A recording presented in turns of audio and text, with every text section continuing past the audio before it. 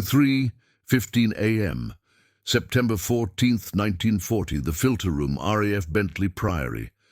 The air in the bunker is thick, a subterranean soup of stale tea, ozone from the equipment, and the faint, acidic tang of human sweat. It is the deep operational lung of Fighter Command, and at this hour it is struggling to breathe. A young woman in the dark blue uniform of the WAF plotter, Joan Dyson, stares at the phosphorescent echo on her cathode ray tube. Her headset crackles with the rhythmic pulse of the chain home radar station at Dover. A new contact. She marks its position on the grid map, her movements economical, exhausted. The system demands she relay the raw data, bearing range estimated count, to her section leader, who then compares it with adjacent plots. It is a system built on precision, but its currency is time, and it is bleeding time. The blip, designated Hostile 21 Alpha, is moving fast, 240 miles per hour. It represents perhaps 3 tons of high explosives aimed at London. Every second of delay in this room means another mile of unchallenged flight for the Luftwaffe. In the corner, away from the central plotting table that dominates the room like a vast, illuminated altar, Corporal Arthur Hedges watches. He is 52, a man whose body is stooped from a life of clerical work and the lingering memory of gas in the trenches 22 years prior.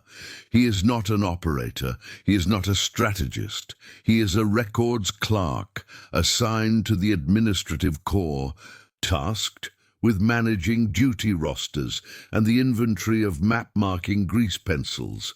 His presence in the filter room is an anomaly, a bureaucratic oversight. But Hedges is not watching the map, he is watching the process. He sees Joan pass her paper slip. He sees the runner, a boy of 19, jog the 12 feet to the track supervisor's desk. He sees the supervisor squint, collate 2 other slips, and finally nod to the teller, who picks up a telephone link to Fighter Command HQ. Hedges checks his wristwatch. 48 seconds. 48 seconds for a single piece of information to move 30 feet. Hostile 21 Alpha is now 4 miles closer to its target. The system, he thinks, is a marvel of technical complexity, but it is also lethally, agonizingly slow. He pulls a small, dog-eared notebook from his tunic pocket, the same kind he used for managing postal routes. On a blank page, he draws a simple rectangle divided into squares. The tension in the filter room is a physical presence, a low-frequency hum beneath the clatter of plotting rods and the calm, practiced voices of the tellers. Hostile 21 Alpha confirmed, a voice rings out. Track 409, Vector 210, Angels 10. Estimated 30 plus. The information is finally passed up the chain, dispatched to 11 Group HQ, who will then, they hope, scramble a squadron from Kenley or Biggin Hill. But Arthur Hedges is lost in his own calculations. He knows with the grim certainty of a logistician that the intercept will be late. The fighters will catch the bombers over London. Not before. They will be fighting in the fire and smoke of the target, not in the clean, dark air of the approach. He watches Joan rub her temples, her station already flooding with new contacts as the main wave of the night's raid appears. The system is designed to handle a dozen simultaneous tracks, but the Luftwaffe is sending 50. The plotters are overwhelmed, the runners are colliding, and the supervisors are shouting. It's not a failure of technology. The radar is seeing the enemy. It's not a failure of personnel. They are working to the point of collapse. It is, Hedges realizes, a failure of sorting. He remembers his first day as a relief manager at the Mount Pleasant sorting office, the largest in the world. The Christmas rush of 1936. A sea of mailbags, a mountain of parcels, and a system near breakdown. The men were working hard, but the mail wasn't moving. The problem wasn't the speed of the sorters. It was the route the mail took. Packets were being sorted, resorted, bagged, moved, unbagged, and sorted again. He watches the WAF runner dash back to Joan's station, grabbing another slip. She's running a loop, a dead step in postal terms. She's handling information that has already been superseded by the time she delivers it. The filter room, Hedges sees, is not a nerve center. It's a post office floor choking on its own mail. He looks down at the diagram in his hand, the simple grid. He labels the columns A, B, C and the rows 1, 2, 3, mirroring the grid on the main map. What if, he muses, the information didn't need to travel? What if the sorter, the plotter, could deliver the mail directly to its destination in a single action? He jots a note. Sort at source, eliminate runner, visual collation. It seems blindingly simple. It also seems, in the face of the colossal million-pound military machine around him, absurd. What he didn't know was that this absurdly simple idea, born from the mundane world of letters and stamps, would fundamentally change the speed of aerial warfare. The concept Hedges was challenging was the Dowding system, the world's first integrated air defense network. It was the brainchild of Air Chief Marshal Sir Hugh Dowding, a triumph of systems engineering. Its backbone was the coastal radar array known as Chain Home. These massive 360-foot steel transmitter towers pumped radio frequency energy into the sky, while 240-foot wooden receiver towers listened for the echoes. But the data they provided was rudimentary. An operator saw a blip, but that blip was wide, imprecise, and gave only a rough bearing and range. It offered no altitude, no reliable count, and could not distinguish friend from foe. A single station's report was little more than a ghost. This is why the filter room at Bentley Priory was the system's true brain. It was here that multiple overlapping reports from different radar stations were collected. By comparing the reports from, say, Dover and Dunkirk, a plotter could triangulate a contact, creating a single, verified track. This filtering process was the only way to generate actionable intelligence. Without it, Fighter Command would be chasing phantoms. The system's design, finalized in 1937, prioritized accuracy above all else. A report, a raw blip, became a plot, a confirmed position, which then became a track, a moving vector. The process was hierarchical and linear. Step 1. Plotter, WAF, takes phone report from radar station. Step 2. Plotter writes data on a slip. Step 3. Runner, WAF, carries slip to track supervisor. Step 4. Supervisor, RAF officer, correlates slip with others on the main table. Step 5. Supervisor confirms track and calls to teller. Step 6. Teller, WAF, telephones track information to Group HQ. This 6-step process, codified in Air Ministry Publication 3304, was the standard. It was methodical, it was verifiable, and it created a paper trail for every decision. In peacetime trials against slow, predictable bombers, it worked flawlessly. But in the autumn of 1940, it was catastrophically breaking down. The Battle of Britain was not a duel of knights in the sky. It was a war of data. And the Luftwaffe, without knowing it, was waging a denial-of-service attack on the Dowding system.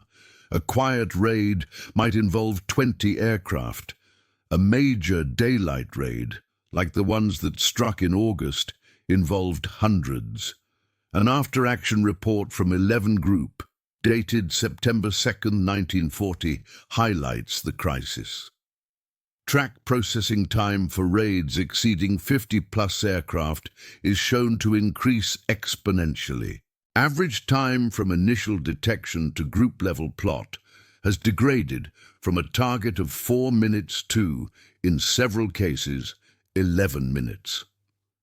This was the bottleneck. The filter room was choking. The plotters, supervisors and runners were performing their designated tasks perfectly, but the sheer volume of reports was flooding the supervisors.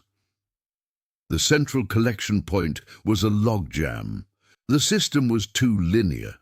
Each piece of data had to queue up, waiting to be seen by one of an exhausted handful of officers. The human cost of this data lag was measured in homes, docks, and lives. An 11-minute delay is an eternity. A Dornier DO 17, the flying pencil, covers over 40 miles in that time. It could cross the entire distance from the coast to the London docks before a single hurricane squadron was properly vectored to intercept it.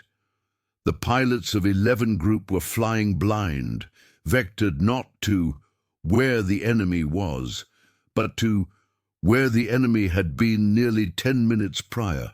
They were arriving to find bombs already falling, the attackers already turning for home. The frustration was palpable. A pilot from 601 Squadron at Tangmere is quoted in a field report. "We are always late to the party. We hunt them home, but we never meet them at the door. By the time we get the call, the damage is done." The filter room was supposed to be a shield. Instead, it was becoming a sieve. The experts at the Air Ministry, geniuses of radio physics and engineering, saw the solution in technology: better radar, faster telephone lines. No one believed the system itself, the human part of the machine, could be fundamentally redesigned in the middle of the battle. The problem was deemed structural, a tragic but unavoidable cost of war. Experts agreed it couldn't be done. If this glimpse into the hidden pressures of war intrigues you, subscribe. The story of how they solved it is just beginning. Arthur Hedges was not a warrior. He was not an engineer. He was a man of precise habits and quiet anxieties. Born in 1888 in the London borough of Islington, he was the son of a baker. He had joined the post office as a boy sorter at 15. His world was one of timetables, wax seals, and the complex geography of the Royal Mail. His single great adventure had been the Great War, where he served in the Royal Engineers Signal Service, laying telephone cable near Ypres. He had survived, but his lungs had not. The lingering burn of mustard gas left him with a persistent cough and a 4F classification, unfit for combat service. When war broke out again in 1939, he was 51, widowed, and managing the sprawling chaos of the Mount Pleasant sorting office. He was a master of logistics, a man who believed that any system can be improved, provided you are willing to stop admiring it. His obsession was the dead step. Any moment a worker moved without moving the mail. He had redesigned the entire sorting floor in 1937, cutting parcel processing time by 30% simply by changing the shape of the sorting tables from rectangles to horseshoes. His colleagues called him Artful Artie, a man who could find a wasted second in a perfectly timed operation. He was precise, fussy, and utterly unmilitary. He volunteered for the RAF in 1940 out of a grim sense of duty, expecting to be put behind a desk, managing fuel chits or uniform stores. Instead, a clerical error and a desperate need for manpower assigned him as a corporal administrator to the nerve center of the war, RAF Bentley Priory. He was terrified. He was surrounded by privileged, educated officers and brilliant young women who spoke a language of angels, vectors, and plots. He was, by all measures, the least important man in the room. But while the officers saw a battle map, Art Hedges saw a workflow diagram, and it was deeply, fundamentally wrong. He saw the WAF plotters as his source sorters, but they weren't being allowed to sort. They were just bagging the mail for someone else to open later.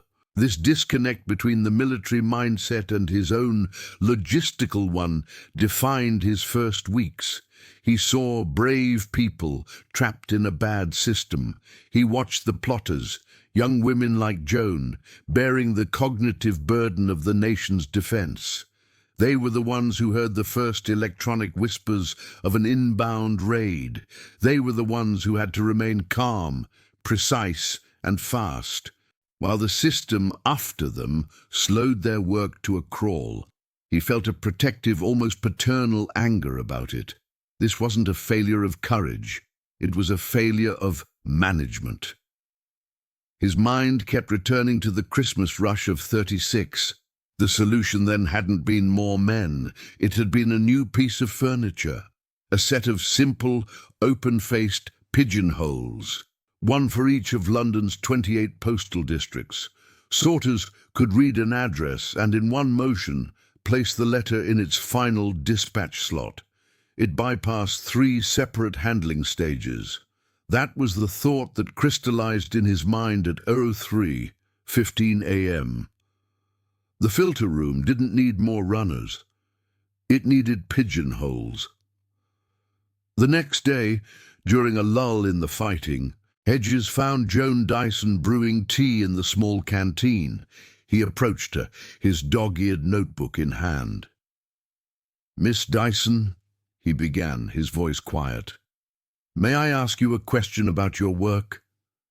Joan, wary of the odd older corporal, nodded. "You take the report from the station, you write the slip, you hand it to the runner. What if you didn't?" He opened his notebook to the grid diagram. "This is the map, yes? Section G4, G5, H4. What if, instead of giving the slip to a runner, you placed it directly into a box? A box corresponding to that grid square." Joan frowned. "A box? Like a post box? How would that help? The supervisor still needs to see it." Hedges tapped the diagram, but he wouldn't. "We would.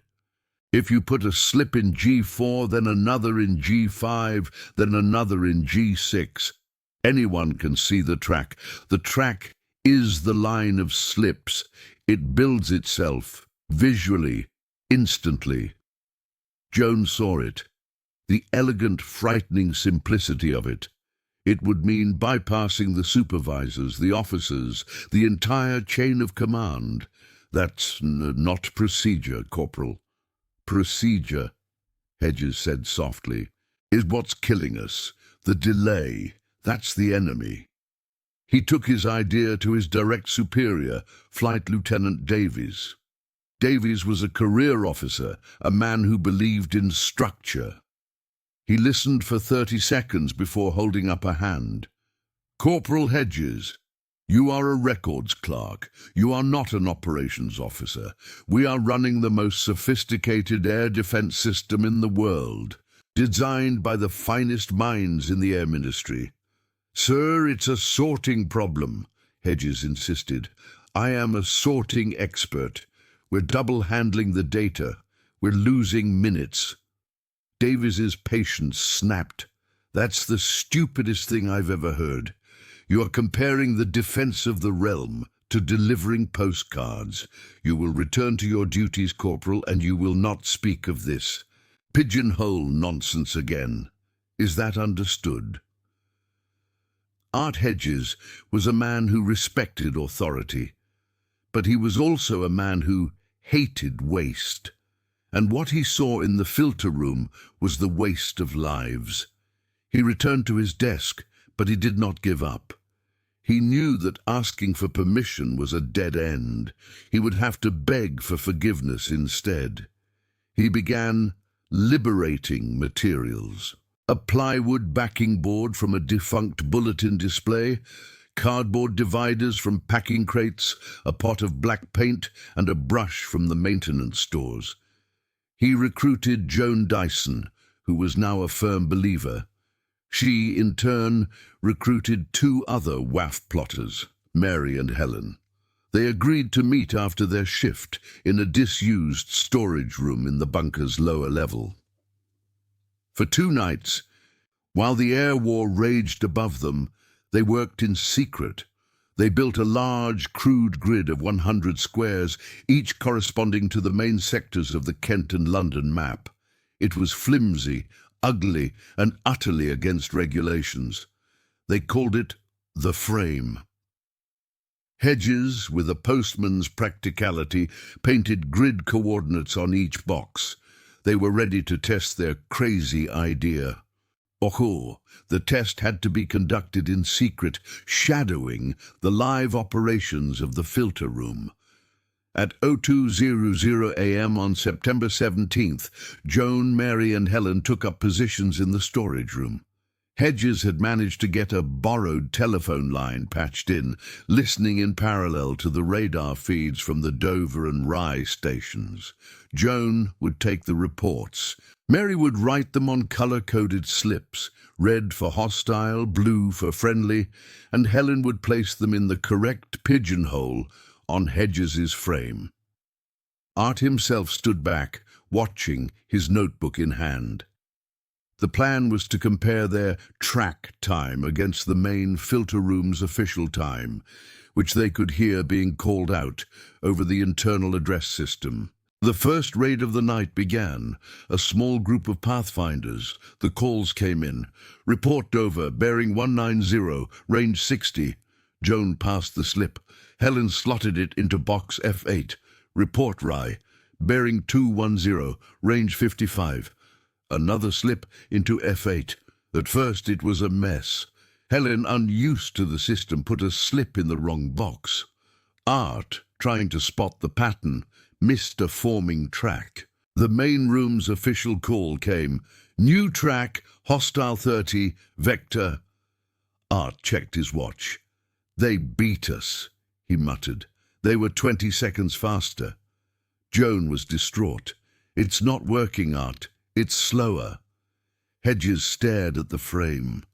The problem wasn't the idea. It was the interface. The slips were falling flat, obscuring each other. He grabbed a handful of wooden map markers. Pin them, he said. Pin the slips vertically and color. We need color. He found a pot of red ink.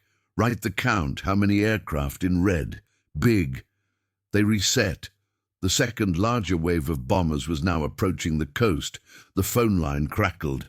Dover, bearing 195, range 50, 40 plus. Rye, bearing 215, range 48, 40 plus. This time, the system flowed. Mary scribbled 40 plus in red. Helen pinned the slip in G7, a second report, G8, a third, H8. A line of red-numbered slips appeared, marching across the board. It wasn't a collection of disparate data points. It was a picture. It was a visual representation of the raid's spearhead. Hedges saw the track, hostile 44, forming in real time. He looked at his watch. 35 seconds from the first report. He waited.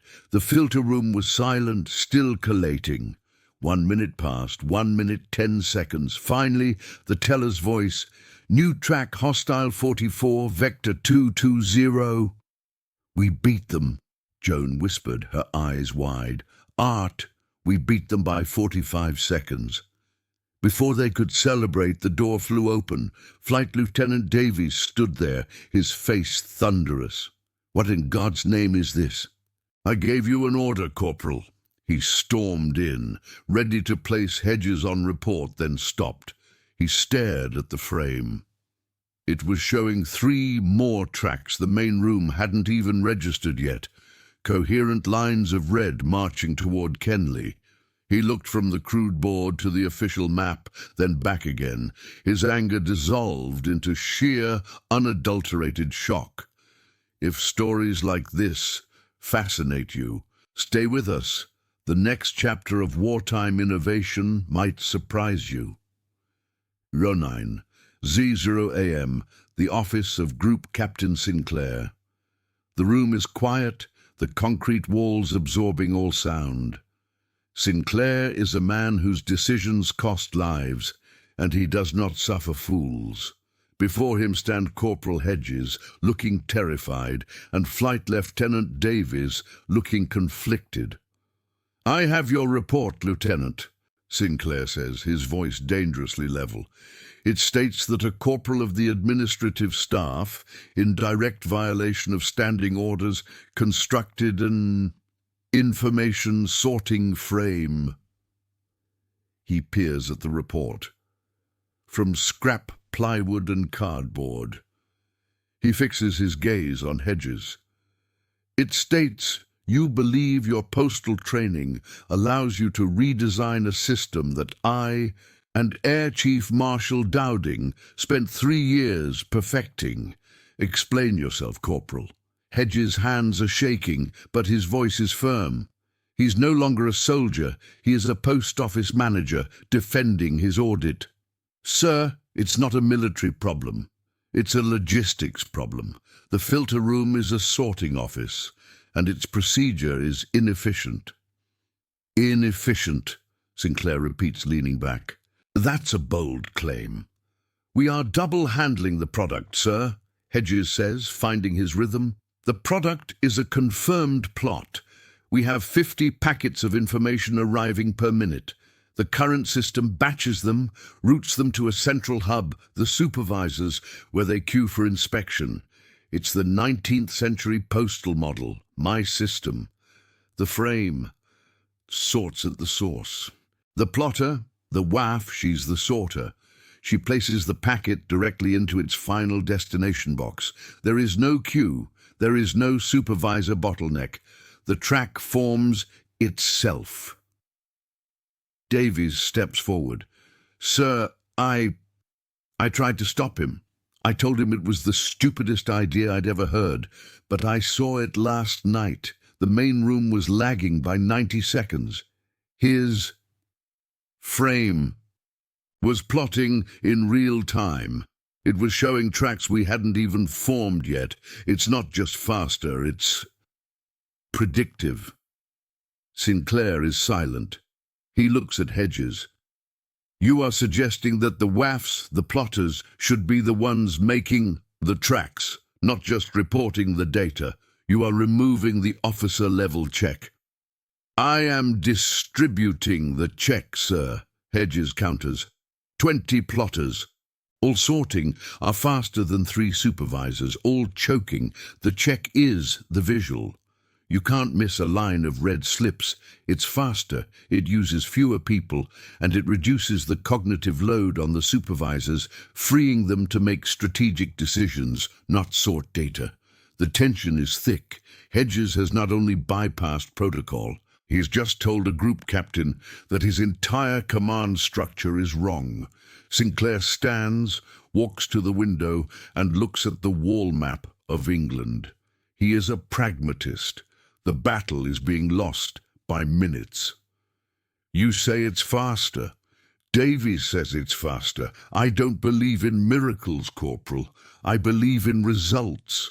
A major daylight raid is forming over Calais. It will be here in 40 minutes. Your team," he gestures to Davies, "will run the frame. The main filter room will run as normal. We will run them in parallel. If your post office is 1 second slower, if it misplots one single track, you will be on a boat to Iceland by sundown, charged with impeding a war operation. Dismissed." The transition is stark. From the sterile quiet of Sinclair's office to the rising hum of the filter room. It is 10:50 a.m. The room is at full strength. Hedges's frame, now hastily moved into the main room, sits in the corner, a crude, ugly outlier against the sleek, government-issued technology of the main plotting table. Joan, Mary, and Helen, joined by three other waifs, Hedges and Davies, hastily trained, stand ready. They look nervous, but their movements are precise. Flight Lieutenant Davies, his career now tied to this mailman's gamble, stands beside Hedges, their phone lines patched directly into the coastal radar feeds. The main plotting table, a sea of blue uniforms, begins to move. The first calls come in. Hostile 50, bearing 200, range 70, 50 plus. And the main room's machine grinds into action. A plotter writes, a runner moves, a supervisor bends over the table. On Hedges' side, the workflow is different. It is quieter. It is faster. "Report, Dover," Joan murmurs, listening to her headset. Mary scribbles 50 plus on a red slip.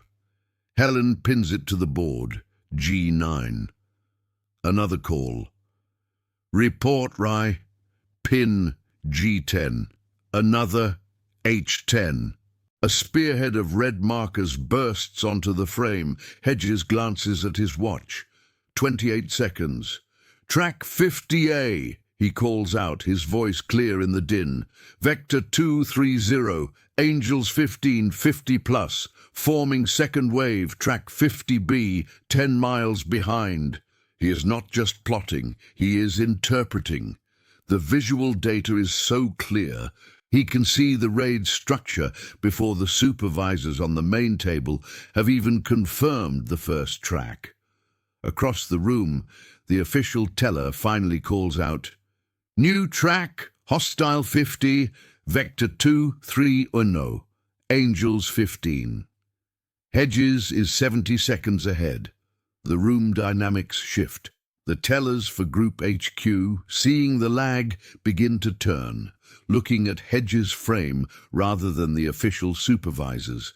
Sinclair, watching from the balcony above, sees it all. The main table is a picture of activity. Runners are sprinting, supervisors are shouting. It is frantic. Hedges' corner is a picture of flow. There is no shouting, no running, just the quiet pin, pin, pin of slips on the board. The raid, a massive formation of 120 Dorniers and Heinkels, is met by a wall of sound. But this time, the Hurricanes and Spitfires from 11 Group are not late.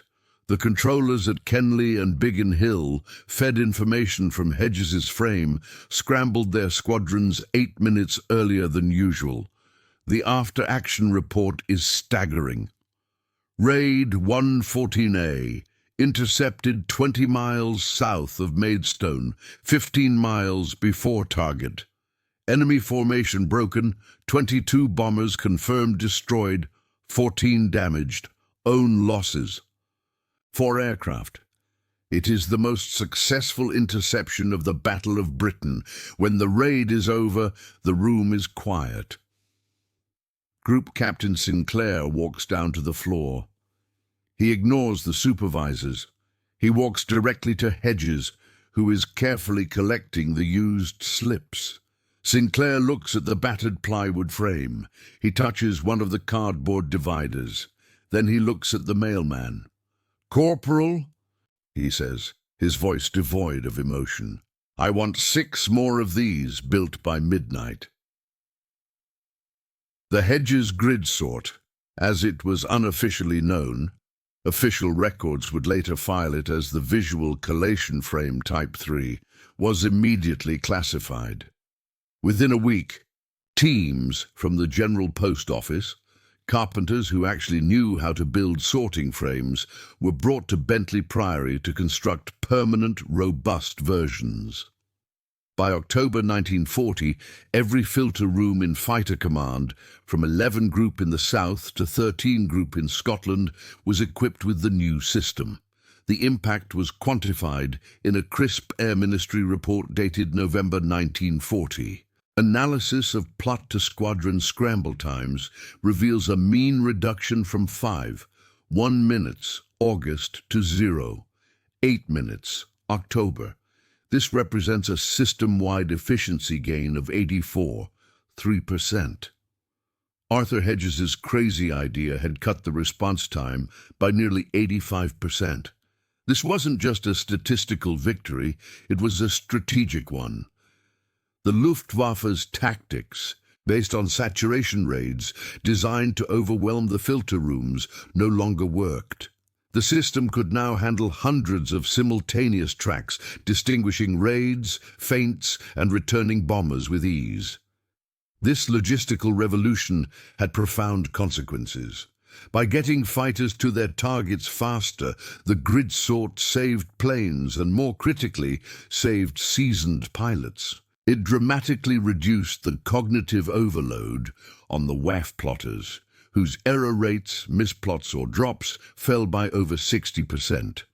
The system was so visually intuitive that it allowed supervisors to predict a raid's target and vector, not just react to it. This shift from reactive to predictive interception is cited by many historians as the hidden technological turning point of the Battle of Britain. The principle was too powerful to remain confined to air defense. The Royal Navy's Bureau of Yards and Docks adapted the system for anti-submarine warfare, using frames to plot U-boat contacts from multiple convoy escorts. Air Sea Rescue used it to coordinate searches, plotting patrol sightings and radio fixes to triangulate the position of downed airmen. The Mailman's pigeonhole became a core tool of Allied information warfare. And what of Arthur Hedges? He was not knighted. He did not become a public hero. His work was too secret and his rank too low. In 1941, he was awarded the British Empire Medal, BEM, for meritorious service in the development of operational procedures. The citation was deliberately vague. Flight Lieutenant Davies, his former skeptic, personally pinned it on him. Hedges served out the war, quietly managing the administrative side of Bentley Priory, watching his frames become more polished and integrated. In 1945, when the war in Europe ended, he was honorably discharged. He declined an offer of a permanent commission. He simply wanted to go home. He returned to the Mount Pleasant sorting office, which had been badly damaged in the Blitz he had helped to fight. He was promoted to regional manager in 1948 and dedicated the rest of his life to rebuilding the London Postal Service. He died of complications from his old lung condition in 1963. His obituary mentioned his long service with the post office and his BEM. It never mentioned radar or the defense of the realm or the simple, world-changing idea of a sorting frame. The story of Arthur Hedges is more than a historical footnote. It is a timeless lesson in the nature of innovation. Today, the principles he championed are ubiquitous. We call it distributed information processing, parallel sorting, and data visualization. The algorithms that route global internet traffic, the triage systems in a hospital emergency room, the complex logistics of an Amazon fulfillment center, they all operate on Hedges' core insight. Do not move data to a central bottleneck to be sorted. Sort it at the source and let the pattern reveal itself. The experts, the geniuses of radio physics, were looking for a technological solution. Hedges, the outsider, saw a human logistical problem. He saw that the most advanced system in the world is only as fast as its slowest, most inefficient human step. He didn't invent a new machine, he invented a new workflow. The bunkers at RAF Bentley Priory are a museum now. The massive, beautiful plotting table sits in the center of the restored filter room, a silent testament to the WAFs and officers who defended Britain. But in a quiet corner, there stands a replica of a visual collation frame. It is simple, made of wood and dividers, a relic from a pre-digital age.